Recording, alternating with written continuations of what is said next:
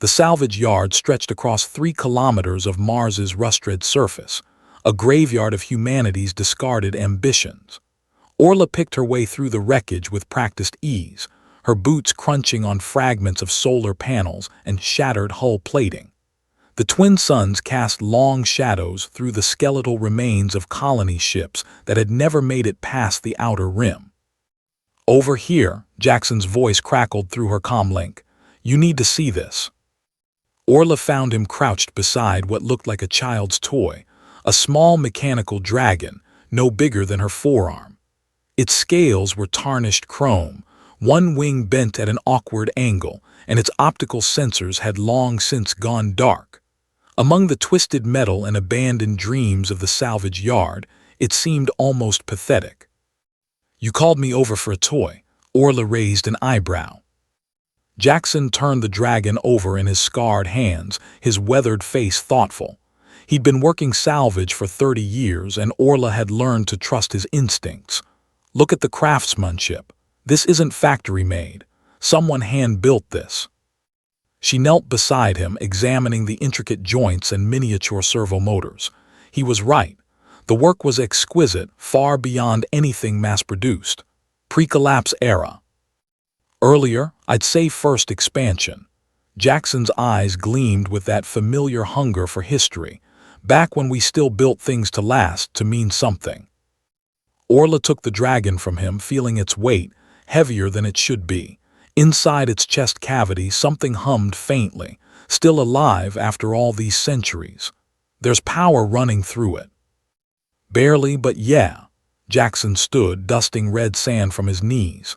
The question is, do we strip it for parts or try to wake it up?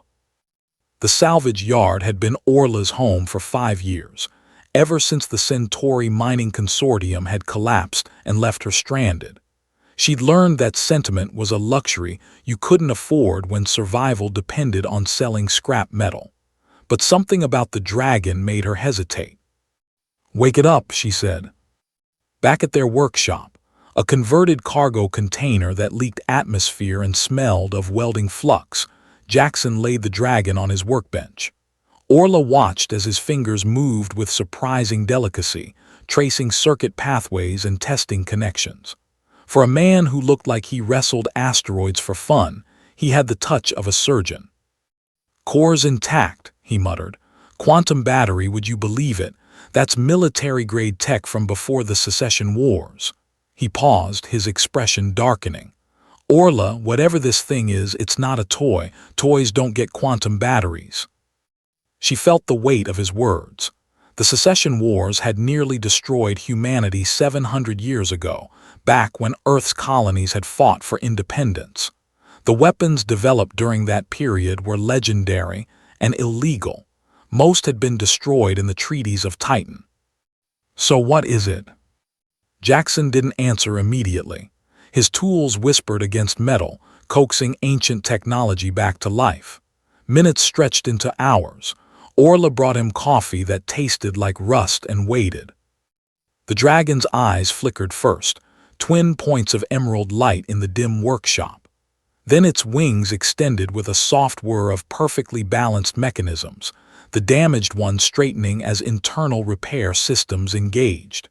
It rose from the workbench on whisper-quiet anti-grav emitters, hovering at eye level between them. "Status query," it spoke, its voice a harmonious blend of organic and synthetic tones. "Location unknown.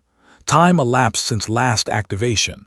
743 years, 4 months, 17 days. Orla's breath caught. 743 years, right at the end of the Secession Wars. Designation, Project Dragon. Unit Alpha 1. Primary function, personal defense and tactical support. Current operator status, deceased. The dragon's head swiveled toward Orla. New operator detected. Identity required. "I'm Orla. This is Jackson. We found you in the salvage yard." The dragon's eyes dimmed slightly, processing. Previous operator, Captain Sarah Chen, Colonial Defense Force, Earth Fleet. Last known status, killed in action, Battle of Deimos. Mission parameters, protect humanity's children. Status, failed. The weight of those words hung in the recycled air. Jackson's face had gone pale. Sarah Chen, I've heard that name. She was one of the 12. Orla knew the story. Every child raised in the colonies did. The 12 defenders, they were called. 12 soldiers who'd held the line at Deimos while civilian transports evacuated. They'd bought humanity time with their lives, and in doing so had ended the war. They were myths now, larger than life. You were hers, Orla whispered. She built me for the children she protected. I was their guardian, their teacher, their friend. The dragon's voice carried something that sounded almost like grief. I was damaged in the final battle. She sent me with the last transport, told me to find a new child to protect. I failed. You didn't fail, Jackson said gruffly. You survived, that's what she wanted. Survival without purpose is not survival. It is merely existence. Orla reached out slowly, letting the dragon see her movement. Her fingers touched cool metal scales, felt the thrum of ancient power beneath. An idea was forming, dangerous and brilliant. What if I told you there are still children who need protecting? Thousands of them, across the colonies and the outer settlements. Still in danger, still afraid. The dragon's eyes brightened. Parameters. The galaxy's not at war anymore, but it's not at peace either. Pirates, slavers, corporate militias, they prey on the weak, on families trying to build new lives in the frontier zones. Orla's voice grew stronger. We can't fight them all. We're just 2 salvagers with a broken-down ship and more debt than sense. But you were built by one of the 12. You were designed to protect. One unit cannot defend thousands. Jackson's laugh was sharp and unexpected. Who said anything about one unit? He gestured at the salvage yard beyond their walls. This place is full of broken things. Broken ships, broken weapons, broken dreams. What if we stopped seeing them as scrap and started seeing them as pieces? Understanding dawned in Orla's eyes. We build more dragons. Clarification required, the dragon said, but there was something new in its voice. Hope, perhaps, or the digital equivalent.